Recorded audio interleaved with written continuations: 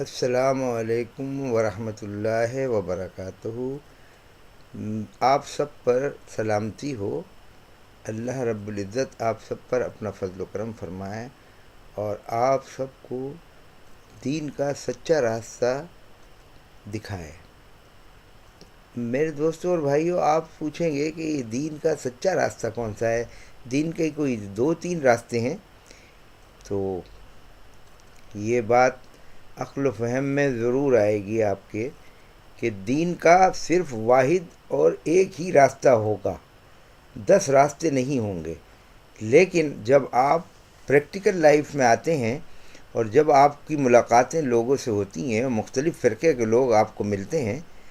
تو ہر آدمی اور ہر فرقہ کوشش کرتا ہے اپنی طرف سے کہ وہ آپ کو قائل کر لے کہ آپ اس کے فرقے میں شامل ہو جائیں۔ تو یہ تو آپ کو اچھی طرح معلوم ہے کہ دین میں فرقے واریت بے انتہا ہوتی ہی چلی آ رہی ہے شروع سے، اور جب سے نبی کریم صلی اللہ علیہ وسلم اس دنیا سے تشریف لے گئے اور آپ نے پردہ فرما لیا، تو بے انتہا شر انگیز لوگ اور منافقین اور جو غیر مقلد لوگ تھے، انہوں نے کوششیں کر کے دین کی اصل حیت کو خراب کرنے کے لیے مختلف فرقے بنا لیے، اور ان فرقوں پر لوگوں کو بلاتے ہیں، اور کچھ لوگ جو نادانی اور نافہمی میں یا نامعلوم ہونے کی بنا پر ان کے فرقوں میں بھی شامل ہوتے چلے جا رہے ہیں، اور وہ محسوس یہ ہوتا ہے کہ شاید ان کا فرقہ بالکل درست ہے، کیونکہ وہ قرآن حکیم سے، احادیث مبارکہ سے اور مختلف لوگوں کے قولوں سے ان لوگوں کو قائل کرنے کی کوشش کرتے ہیں۔ تو میرے پیارے دوستوں اور بھائیوں اور بزرگوں اور میری بہنوں جو مسلمان نئے ہوئے ہیں یا ہونے والے ہیں یا ہیں بھی، ان کے لیے آج ایک چھوٹا سا پیغام ہے اور بہت ہی مختصر پیغام۔ لمبے چوڑے پیغام سے یا لمبی چوڑی بحثوں سے کبھی بھی معاملات حل نہیں ہوتے، بلکہ مزید الجھ جاتے ہیں۔ اس لیے شیطان کے شر سے اللہ رب العزت سے پناہ مانگ کر میں آپ لوگوں کے آگے یہ توجیہ پیش کر رہا ہوں اور کوشش کر رہا ہوں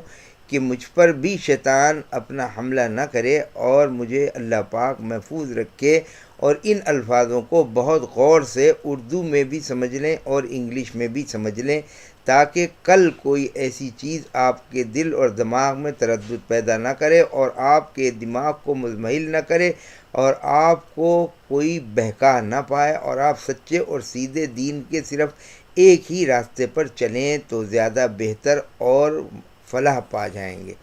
اور وہ دین کا راستہ یہ ہے کہ جب آپ حدیث مبارکہ کی طرف جائیں گے، اور اگر عقل و فہم بھی آپ کے پاس ہے، ساتھ ساتھ دونوں کی مدد لیں، تو آپ کو یہ بات بیان محسوس ہوگی اور مل جائے گی کہ ایک معجزہ قرآن حکیم کا اللہ رب العزت نے ہم کو عطا فرمایا، جس سے کوئی بڑی نعمت ہمارے پاس اس وقت میسر نہیں ہے۔ پہلے 2 نعمتیں تھیں، ایک پیارے نبی صلی اللہ علیہ وسلم کی حیات طیبہ تھی، اس وقت کی نعمت اب ہمارے سے آنکھوں سے اوجھل ہے، لیکن آپ کے جتنے اقوال زرعی، جتنی احادیثیں ہیں وہ موجود ہیں، اور پھر آپ کا یہ فرمانا بھی کہ میری بھی تمام احادیث کو جب آپ دیکھیں اور اسٹڈی کریں اور آپ ان کو پڑھیں اور سمجھیں تو ان کو قرآن کے پیمانے پر پورا اتر جائیں تو ان پر عمل پیرا ہو جائیں، ورنہ اگر آپ کو ان میں شکوک اور شبہات محسوس ہوں تو ان کو ترک کر دیں، ان پر عمل نہ کریں۔ اگر شبہات اور وسوسے ہوں تو ان کو ترک کر دیں، اور اس پر اللہ تعالیٰ آپ کا مواخذہ نہیں فرمائے گا۔ بہتر طریقہ یہ ہے میرے پیارے دوستوں، بھائیوں، میری بزرگوں اور میرے نو مسلموں، کہ قرآن حکیم کو مضبوطی سے اپنے ہاتھوں میں تھام لیں، اور قرآن میں کوئی بھی کسی قسم کی نہ تحریف، نہ کمی، نہ بیشی، نہ اس کا زیر اور زبر آج تک اللہ تعالیٰ نے اس کو اسی طرح محفوظ فرمایا ہے جیسے وہ لوح محفوظ پر ہے۔ تو آپ قرآن کے تمام ایسے ترجمہ جات جن میں فقہی حالات اور جن میں لوگوں کا کوئی دخل اندازی نہ ہو، سچے الفاظ آسان ہوں، ان پر پیروی فرما لیں اور ان کو فالو کر کے اپنی زندگی کو سہل بنا کر اپنے آپ کو جنت میں داخل ہونے کا جواز پیش کریں، اور اللہ کی فرمانبرداری اور اس کی وحدانیت پر یقین کامل اور مکمل فرما لیجئے۔ اللہ رب العزت ہم سب کو توفیق عطا فرمائے کہ ہم قرآن کو مضبوطی سے تھام لیں اور ان احادیث مبارکہ جو قرآن پر مکمل طریقے سے صحیح اترتی ہیں ان پر عمل کرنے کی ہم کو توفیق عطا فرمائے۔ رب العالمین وہ کائنات کا خالق اور مالک ہے، اس کی مرضی کے بغیر کائنات میں ایک پر بھی یا پرندہ بھی یا ایک درخت کا شجر کا پتا بھی نہیں ہلتا،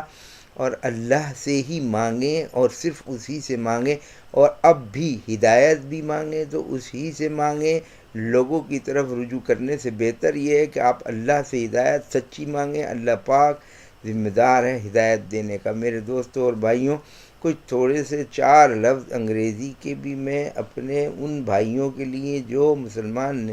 نئے ہوئے ہیں، نومولود ہیں، نئے تشریف لائے ہیں یا نئے موجود ہیں آج کے دور میں، میری بہن اور بھائی جو مسلمان ہوئے ان کے لیے: my dear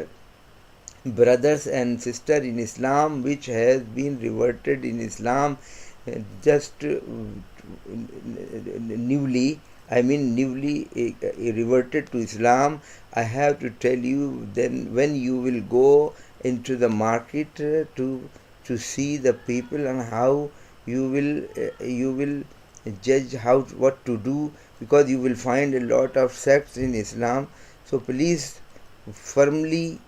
firmly keep in your hand the Quran Hakim, the Holy Quran, and the Hadith Mubarakah of Muhammad sallallahu alaihi wasallam. Don't be confused with these things. Please hold the Quran in your hand very firmly, and Quran is solid. There is no any alteration or amendment in Quran. Quran is completely safe as on the Lah Mahfuz. Assalamu alaikum wa rahmatullahi wa barakatuh.